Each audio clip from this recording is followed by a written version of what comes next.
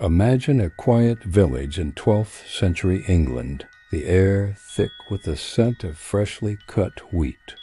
It's harvest time in Woolpit, a name that literally means wolf pit, a deep trench dug to trap predators. But on this particular day, the villagers would find something far stranger than a wolf. Huddled near the pit were two children, a boy and a girl. They looked terrified, but it wasn't their fear that froze the villagers in place. It was their skin. It was a vibrant, unnatural shade of green.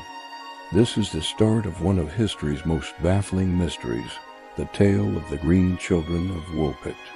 The story was first documented by two chroniclers of the time, Ralph of Coggeshall and William of Newburgh, who claimed to have heard it from reliable sources. According to them, these weren't just ordinary children. Their clothes were made of a strange, unfamiliar fabric, and they spoke a language no one could understand. They chattered excitedly to each other, but to the English villagers it was just gibberish.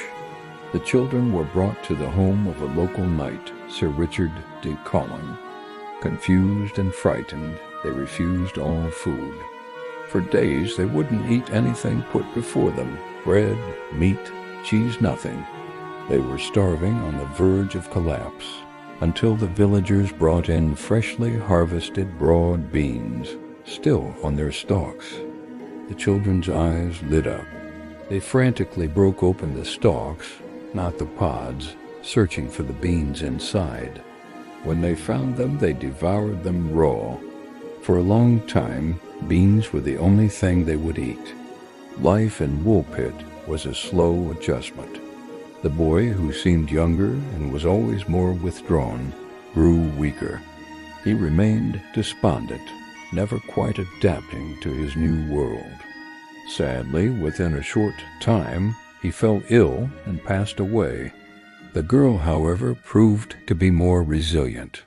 She began to eat other foods, and as her diet diversified, a remarkable change occurred. The strange green tint of her skin gradually faded, revealing a complexion just like that of the villagers. She was baptized and given the name Agnes. Over the years, she learned to speak English and began to integrate into the community. And once she could communicate, the villagers were finally able to ask her the question that had been on everyone's mind for years. Where did you come from? Her answer only deepened the mystery. She told them of a place called St. Martin's Land. It was a subterranean world, a place of perpetual twilight, where the sun never fully rose. In her land, she explained, everything and everyone was green, just as she and her brother had been. She described a life lived in this dim, green-hued world. So how did they get to Woolpit? Anna's story was strange.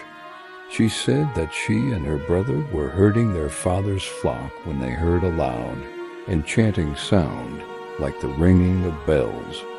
Drawn by the sound, they wandered into a cave. They walked through the darkness for a long time, following the captivating noise, until they suddenly emerged into blinding sunlight.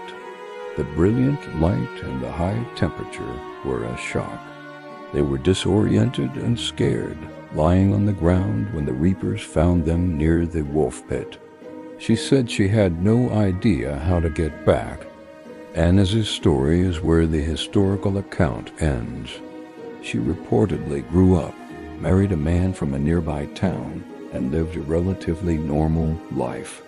But her tale lived on, becoming a legend passed down through the centuries. So what are we to make of it?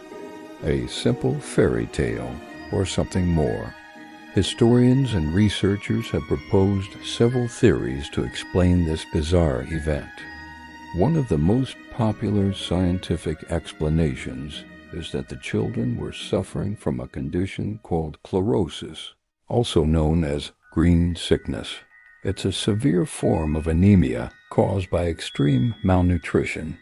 This iron deficiency can give the skin a noticeable greenish tint. This could explain their color and why it faded once the girls started eating a balanced diet.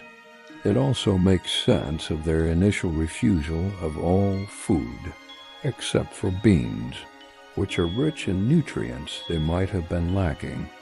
But what about their origin and their strange language? This leads to another compelling theory, that they were Flemish immigrants. During the 12th century, there was significant persecution of Flemish settlers in England. In 1173, many were killed at the Battle of Fornham, not far from Woolpit. It's possible the children were orphans from a nearby Flemish settlement, left to fend for themselves in the dense Thetford forest. This Flemish orphan theory paints a very different picture. Imagine two children, traumatized by conflict, speaking only Flemish, a language the Suffolk villagers wouldn't have recognized. Malnourished and lost, they could have wandered out of the forest and into the fields of Woolpit, their skin tinged green from a poor diet. The land of perpetual twilight they described could have been a child's memory of their life in the dense, dark forests they had been hiding in. The cave and the sound of bells could be a distorted memory of getting lost and hearing the church bells of a nearby village, like Bury St. Edmunds. Another, more fringe theory suggests a connection to arsenic poisoning. Some mines in the area were known to have arsenic contamination, which could have tinted their skin green and caused their disorientation. The story of emerging from a cave could be a metaphor for escaping from a mine. And then, of course, there are the more fantastical explanations that have captured the public imagination for centuries. Were they visitors from another dimension? Beings from a hidden world deep within the earth, as the girl's story suggested? Or, as some modern theorists have proposed, were they aliens accidentally left behind on our planet? These ideas are exciting, but they lack any real evidence beyond the strange details of the story itself. The story's endurance is a testament to its power. It sits at the perfect intersection of history and folklore. The accounts by Ralph of Comshaw and William of Newburgh are treated as genuine historical records. These weren't men writing fiction. They were monks documenting the events of their time. William of Newburgh even stated that while the story was strange, it was attested to by so many witnesses of such number and quality that he felt compelled to believe it. So what is the truth behind the green children of Woolpit? The answer is we'll probably never know for sure. The tale could be a garbled account of a very human tragedy, the story of two lost, starving refugee children. Their green skin and strange language, filtered through the superstition and limited understanding of a 12th century village, transformed into a legend. Or maybe, just maybe, it's exactly what it sounds like, a brief, baffling glimpse into a world beyond our own. The mystery is what makes it so compelling. It's a story that forces us to question the boundaries of our own reality. Was Agnes telling a fantastical lie, a child's coping mechanism for trauma? Or was she telling the simple, unbelievable truth of her origin?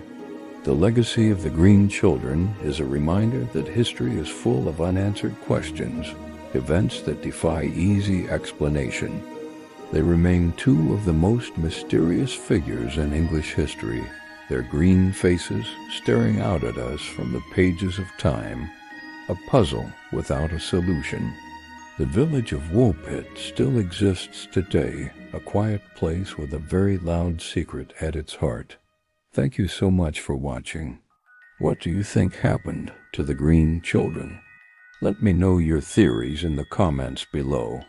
And if you enjoyed this journey into the unknown, don't forget to like and subscribe for more historical mysteries.